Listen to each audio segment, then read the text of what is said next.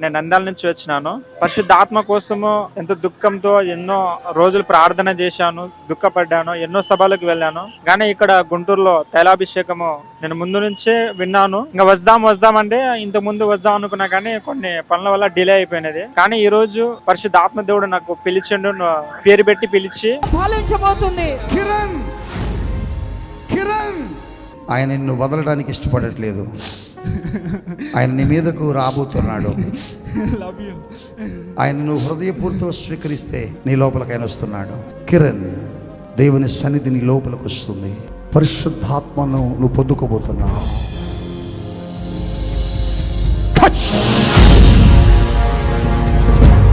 గట్టిగా చెప్పకూడదా?